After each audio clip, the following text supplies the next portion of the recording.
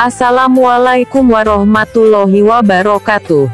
Tidak memiliki anak, tentu hal yang sangat tidak nyaman dalam mengarungi bahtera rumah tangga. Ada kalanya langkah suami istri dalam melengkapi kehidupan rumah tangganya dengan mengadopsi anak. Sebenarnya, bagaimana duduk persoalan pandangan syar'i perihal adopsi anak? Kiai Haji Bahauddin Nur Salim, dalam majelis fikihnya akan menguraikannya untuk pemirsa. Selamat menyaksikan.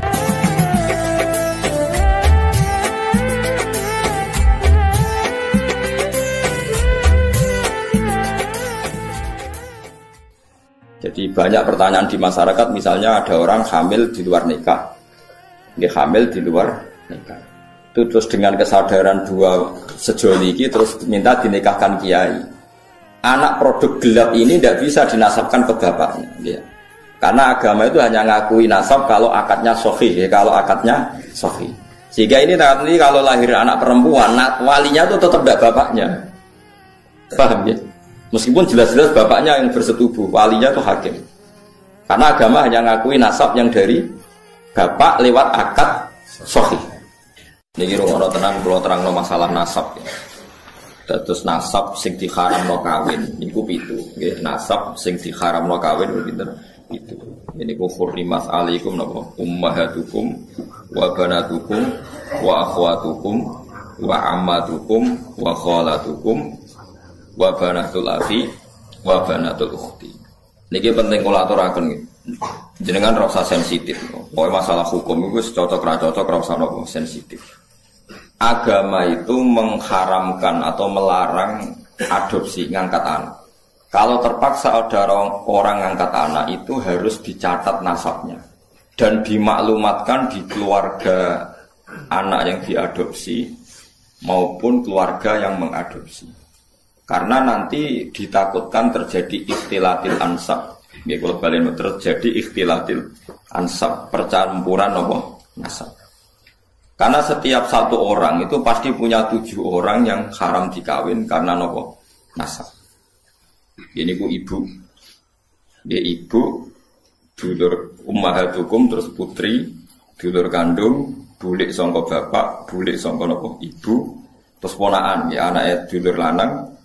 Lan anak dulur napa wedok niku sing haram krana nasab.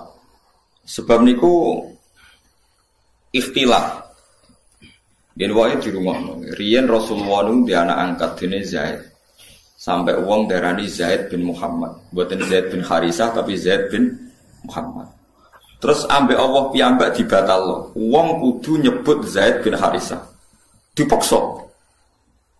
Nggih, wong kudu nyebut Zaid bin Harisah. Orang oleh muni Zaid bin Muhammad. Sampai turun ayat lewat Allah langsung ud'uhum li abaihim huwa aqsatu indallahi. Wong kudu disebut nganggo jenenge bapake. Iku nak kepengin adil cara aku. Tiang adopsi itu mesti nglahirno sombong. Kula pun bolak-balik wingi kula ngaji teng Bojonegoro teng Islamic Center nggih bilang. Adopsi itu melahirkan kesombongan. Lho nggih to nggih, misale anake Ruhin tak pek anak angkat aku. Kan keren bin Gusba dibanding bin Ruhin. Lama-lama anaknya itu kalau ditanya seneng, jenengan sinten? Kula putrine Gusba. Kan enggak siap di bapak keriting, enggak jelas.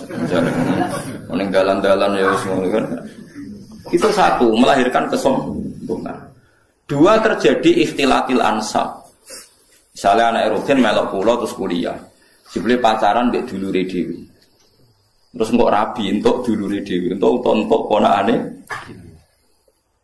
Itu bahaya sekali. Sangat-sangat bahaya. Kalau mau cerita tentang budi-budi ketika saya memberi makalah tentang adopsi ini wonten kiai sikoh bisa dipercaya cerita. Itu ono wong di anak angkat yang Jakarta. Yang nganterkan tuh Pak D-nya. Suatu saat anak ini besar kuliah pacaran mbek adik kandungnya. Walhasil terus kawin di anak sikoh. Pak D yang dulu nganter ke Jakarta ke yang adopsi itu nilai di Jakarta. Kok kagetnya bukan main, ternyata yang dirabi itu sama-sama ponakannya gitu, dulur nopo kan? Ini bahayanya ngangkat anak nopo angkat. Sehingga dibatalkan oleh Allah, orang harus mau menyebut bapaknya. Ud'uhum li abaihim huwa aqsatu indah. Tapi wong saiki saya naik dhewe. Anaknya sampean itu bangga, makalah Nabi itu mengancam manida ila ghairi abi wa huwa ya'lamu anna ghairu abi faqad kafar. Wong sing ngaku ora bapake diaku bapake dianggap ngafiri utawa ngingkari ajaran Kanjeng Nabi Muhammad sallallahu alaihi wasallam. Karena satu melahirkan kesombongan itu mesti. Karena mesti milih yang keren kan. Milih sing apa? Keren. Nomor 2 terjadi campur aduk napa? Nasab. Mane kula suwun sing pun ngadung anak istilah anak angkat itu istilah bahasa Indonesia. Tetap harus ditulis silsilah keluarganya, dia saudaranya berapa. Kalau anaknya itu tersinggung dianggap anak angkat, berarti cah sombong satu balik non keluarganya. Nah, apa ya apa. Terus ketiga ini yang penting. Orang me anak angkat itu alasannya kan saake, kepengin nulung wong miskin. Kula baleni rata-rata niate kan kepengin nulung orang miskin. Nak cara kula, nak pancen niate gitu betul. Iki pendapat kula lho. Tapi maksudnya nyangkut pembatalan anak angkat itu jelas ada di Quran, di hadis. Alasan kedua istilatul ansab ya ada di kitab. Tapi yang ketiga ini pendapat saya. Yang ketiga ini jelas. Saya ulama itu harus jelas. Yang tadi di Quran, di hadis itu dua alasan tadi di Quran, di hadis. Yang ketiga ini saya pribadi. Dan saya yakin saya benar. Kalau Anda tidak sependapat dengan saya berarti tidak tahu mikir. Orang kok sampean luwih apa? Bener. Misalnya aku main anak angkat Ruhin. Sake ro cakrite lunak-lunak sampai anak angkat. Sudah cek cilik kene cek imut ora tuwanan ngene iki bajale bojone. Ojo bayangno saiki. An cilike kan lucu ya krite lemu putih kan sampai anak angkat. Ah itu kan misalnya Ruhin kan wis serai-rai kakean pola kan. Terus minta sepeda motor Tiger atau Nexon atau Ninja gitu. Kan berarti saya kalau nuruti anak angkat karena dia sudah kayak anak saya kan mungkin tak turuti. Tuku sepeda motor 30 juta. Dia umur 16 tahun tak tukokno sepeda motor karena dia kayak anak angkat 20 juta. 20 juta itu kalau saya niat baik, yang penting tak kekno wong fakir miskin atau tak kekno santri. Itu dapat berapa santri? 20 juta misalnya tak kekno wong soleh atau santri atau masyarakat.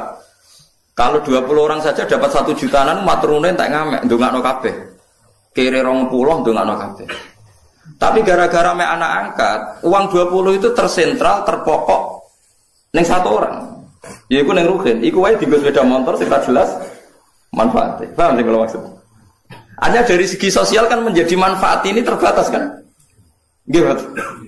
Nah aku ramai anak angkat, Ruhin kebagian 1 juta, mungkin Mustafa kiri pisan kebagian 1 juta kan beberapa orang kebuat.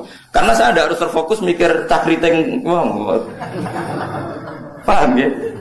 Loh tenan, paham tenan tuh. Loh kaya mulai menentang pendapat saya boleh, saya pastikan ini pendapat saya. Tapi kan iso globalnya, paham tuh? Artinya kalau orang enggak Ruhin dewasa tak kayak nomah, entek 100 juta. Alasannya saya kira Ruhin anak melarat. Andai kan aku gak main anak angkat, mungkin 100 juta lebih ke orang banyak. Tapi tetap boleh loh main anak angkat. Tapi cara kalau guys kadar ya sayang, tetap kembalikan ke keluarganya, dibiayai saja. Itu dia atau mendapat kasih sayang keluarga, dia tidak sombong, paham ya? Loh soal ingin spesial ya spesial saja, misalnya sama rantai anak. Nah kecuali mungkin ada pengecualian darurat, sampean nggak punya anak, ada ponakan atau keluarga, kamu angkat, tapi nasabnya harus tetap ditulis. Saya ulang-ulang, nasabnya harus ditulis. Karena ciri utama manusia yang disebut Allah adalah faja'alahu nasabah. Jadi orang harus jelas nasab. Jadi alasan ketiga tadi kelihatan. Kalau anak angkat itu kan nanti semua aset itu kan terkonsentrasi. Itu mau. Biasanya wong lomo 20 juta dibagi wong akeh gara-gara dia anak angkat 1 mungkin hanya untuk beli apa? Sepeda motor. Sepeda motor mulai cak kruiting ngono wis weling sangu 1 juta. Entek sedino. Padahal mau tak kena fakir miskin 1 juta cukup saulan kan.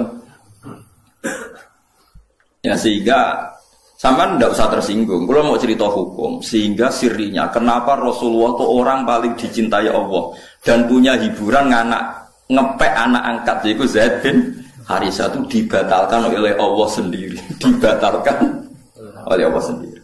Tapi jangan kira dibatalkannya itu dibatalkan total secara sosial boten, dibatalkan secara hukum nasab. Sehingga semua sahabat yang dulu manggil Zaid bin Muhammad dimarahi Allah. suruh manggil Zaid bin Harisah. Paham ya? Terus kula suwun sing wis kadung anak angkat ya ora usah dibatalno tapi nasabnya ditulis. Dan anak itu mulai kecil pun diberi pengertian kalau kamu anaknya ini, saudara kandungmu ini. Nah soal kowe kuwatir kok nang bocah tersinggung wong Jawa. Kamu harus lebih kuwatir ketimbang nanti nasabnya kacau balau kawin mbek dulure dhewe, kawin mbek ponakane. Senengane kok nggo alasan rasa Jawa. Ora tau mikir nasib agama, dipikir nasib rasane wong Jawa. Soale kaya aku mbek Mustofa tuwa jenggoten orang Jawa wajib dihormati, sesat tapi dihormati Mustofa. Wong ra jelas jlundruke kok apa dihormati. Ya harus pakai agama jelas. Orang dihormati karena alimnya atau karena lomane atau krana sabar melarate. Kudu jelas, kudu nyetor slip. Paham ya alasan dihormati. Gak apa-apa misalnya ke nulis ke saya fakir 10 tahun sabar. Jadi jenengan harus hormat saya. Kalau hormat siap lho. Mergo jelas kesalehannya. Dan saya siap sabar lagi sampai mati ya monggo nanti ditulis. Mumpul swarga syaratnya ngalim ya abot sugih, wis kadung ora sugih. Paling mungkin ya melarat karena sudah kadung melarat. Itu syaratnya sabar. Sabar itu orang ngeluh. Orang ngeluh itu betah. Biasanya wong nak betah mbek Allah diterusno mesti betah. Wong wis betah wae kan. Itu kan jadi repot. Jadi itu coba hitungnya. Alasan ketiga tadi bisa dihitung. Saya tuh punya pengalaman gitu. Saya punya saudara, punya keluarga, orang kaya, anak angkat. Itu ya kebaikannya ya terkonsentrasi, ya itu tadi. Tergerus hanya untuk 1-2 orang. Ya taruh saja tadi. Kalau orang punya uang 20 juta biasa diamalkan, mestinya bisa dikasihkan pondok atau fakir miskin bisa orang 20-30. Gara-gara anak angkat mungkin seleranya selera yang fuduli, yang enggak prinsip, yang sekunder. Misalnya untuk beli apa? Sepeda motor. Namun anak yang guling kok irukin anak angkat deh. Sepeda motor di aksesoris. Aksesoris sepeda motor larang bisa. Sepeda larang ngegengin yang mall. Ngentekno donya tenan. Nah, itu kenapa? Menurut saya kalau mau baik-baik saja. Terus saya teruskan. Tapi teori saya ini ada selamanya benar. Karena itu tadi yang dibatalkan hanya nasabnya saja. Itu yang pasti benar. Tapi Rasulullah itu ya unik. Ini cerita sisi Rasulullah. Rasulullah itu diputu. Jenis Hasan Husain. Hasan guwan. Gak ada orang mirip Nabi kayak Hasan. Hasan bin Ali. Dia putranya Sayyidah Fatimah. Yang sugeng kan namun Hasan kalian apa? Husain. Sebenarnya punya adik namanya Muhassin. Tapi meninggal. Hasan guwanteng kan? Guwanteng putih, guwanteng putune Kanjeng Nabi. Terus Usama iku sampean Rabi Zaid iku rabi untuk Ummu Aiman. Nggih Zaid iku rabi untuk sinten Ummu. Pakai Usama Zaid bin Harisah. Terus gak ada anak namanya Usama. Zaid itu dia anak jenenge Usama iku wireng. Kemudian turunane wong ireng. Niku Kanjeng Nabi sowan nang Epol, mergo anake anak angkate. Putu saka anak angkat. Di panggung sampai sahabat itu cara sahabat itu wong Jawa nak ngenyek Nabi jah mangku gula kopi perkara ini sitok putih sitok nopo lah niku nak Usama umbelen meler itu umbel ngerti umbel teman cara kene apa umbel niku Sayyidah Aisyah kon nyisi ora gelem wis ora anake wireng umbelen Sayyidah Aisyah kon nyisi mboten urut jijik cara Jawa. Sayyidah Aisyah buaya anak wong sugih perawan bojone Kanjeng Nabi kon nyisi cah ireng. Lha di sisi Kanjeng Nabi dhewe. Sampai Aisyah iku iri, tanganku eman kena umbele sama malah tangannya Kanjeng Nabi akhirnya. Jadi artinya gini, jangan kira Nabi itu melarang anak angkat itu terus ndak sayang ya sayang, tapi jangan menggantikan nasab, jangan menggantikan nasab. Malah disebut Quran ud'uuhum li abaihim wa aqsatu indallah fa illam ta'lamu abaahum fa ikhwanukum fid dini wa mawalikum. Ini diatur. Nah, sekarang orang bangga ngambil anak angkat macam-macam. Nah, kita sebagai ulama harus ngomong ini duduk perkaranya karena orang itu punya nasab. Ya nanti terjadi ikhtilatil apa? Ansab.